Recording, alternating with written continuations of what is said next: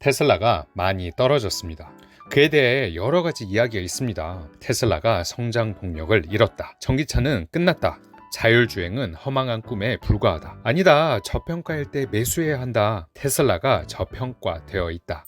그러면 테슬라 사야 할까요? 사지 말아야 할까요? 전기차 경쟁이 심화되면서 테슬라가 크게 위협을 받고 있습니다. 자본주의 안에서 수요와 공급 법칙은 항상 정확히 맞아 떨어졌습니다. 전기차의 붐이 일어났고 많은 완성차 업체들이 뛰어들면서 경쟁이 심화되었지요. 또한 고객들의 생각이 바뀌는데도 시간이 걸립니다.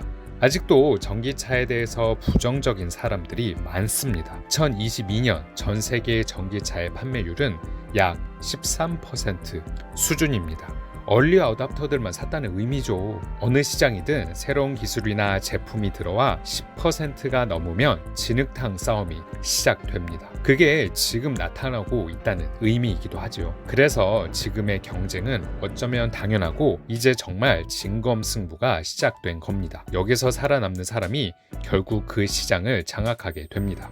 그 안에서 누가 살아남을까요? 이미 기존 완성차들은 전기차에서 생산을 줄이기 시작했습니다. 사실상 어려움을 토로하고 있습니다. 경쟁이 심화되면서 그 안에서 이겨내기 어렵다고 판단하고 있는 거죠. 전기차 전문 업체도 힘들기는 마찬가지입니다. 경쟁 심화에 생각보다 낮은 수요가 발목을 잡고 있는 겁니다. 급기야 애플조차 전기차를 포기하기에 이릅니다. 왜 애플이 전기차를 포기했을까요? 그와 관련해서는 아래 링크를 참고하시길 바랍니다. 그럼 이 시장의 승자는 누가 될까요? 아마 테슬라가 될 겁니다. 지금이 어쩌면 싼 가격에 주식을 살 수 있는 마지막 기회가 될지도 모릅니다. 그 이유 3가지를 지금부터 이야기해 보도록 하겠습니다. 아마 보시면 놀라실 겁니다.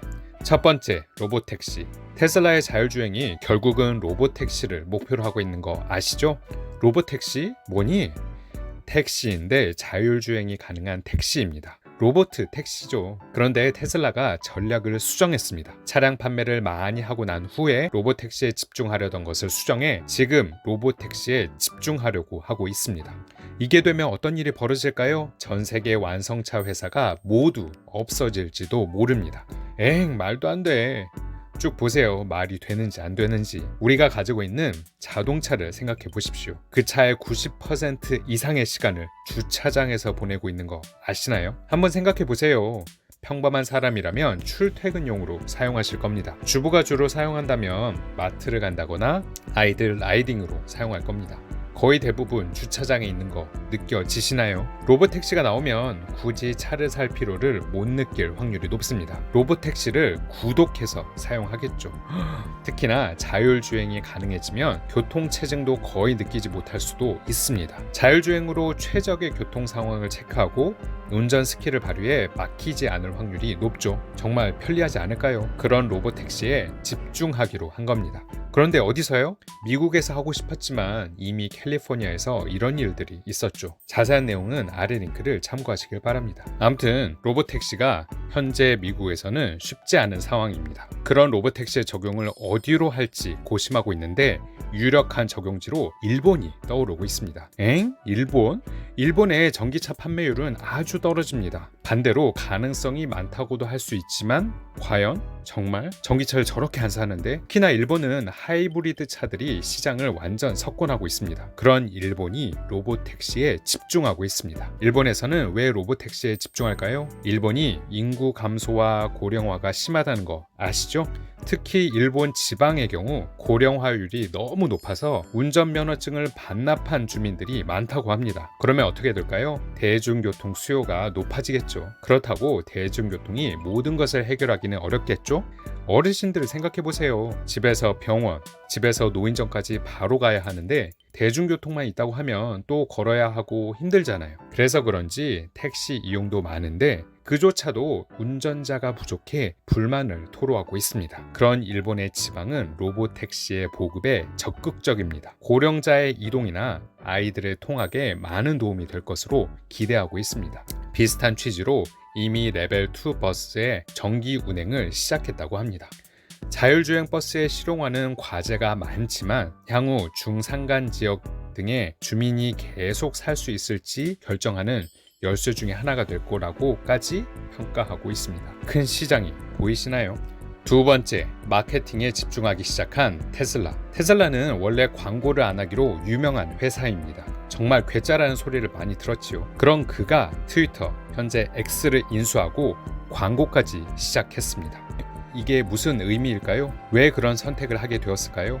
전 세계 전기차 점유율에서 그 힌트를 찾아볼 수 있습니다. 전기차는 전체 차 업계에서 이제 13%의 점유율을 가졌습니다. 이건 얼리 어답터들만 샀다는 의미죠. 테슬라 전기차를 어떻게 보시나요? 전기차 사고 싶으신가요?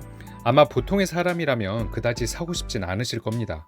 비싸기도 하고 전기 충전소를 쫓아다녀야 하고 귀찮고 등등 이유가 많으실 겁니다. 지금까지 전기차, 특히 테슬라는 얼리 어답터들의 전유물이었습니다. 신기술에 열광하고 브랜드에 취하고 유행을 선도하고 싶은 사람들의 차였습니다. 그런데 이걸 넘어서려면 사람들의 인식이 바뀌어야 합니다. 아직도 전기차는 비싸고 전기 충전소는 주유소에 비해서 적으며 운행 거리도 불만입니다. 특히 테슬라 전기차는 운전해 보시면 아시겠지만 주행 느낌도 많이 다르죠. 이런 때 테슬라가 해야 할 것은 무엇일까요? 바로 사람들의 인식을 바꾸는 겁니다. 전기차는 편리하다. 누구나 타도 만족감이 높다. 당신도 타야만 한다.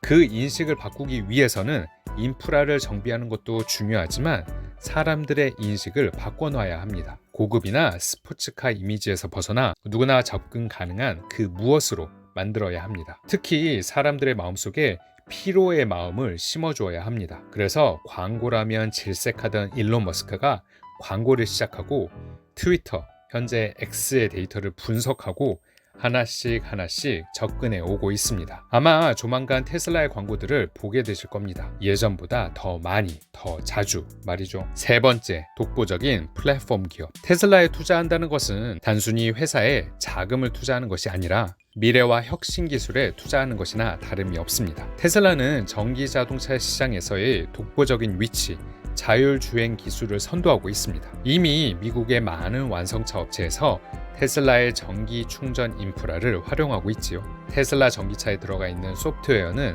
하나의 플랫폼이 될 확률이 높습니다. 애플이 iOS 운영체계로 독점적인 위치를 가지고 있듯이 테슬라 역시 그렇게 될 확률이 높습니다. 자율주행이 본격화되는 시기가 되면 그런 상황은 더 강해질 겁니다. 완성차들이 그 플랫폼을 탑재하지 않으면 판매가 안 될 시기가 올지도 모릅니다. 안드로이드를 모든 스마트폰에 적용하듯 말이죠.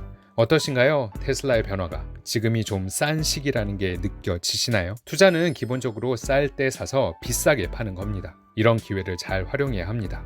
오늘도 화이팅입니다. 혹시 좀 더 자세한 내용을 알고 싶으신 분은 아래 링크를 참고하시기 바랍니다.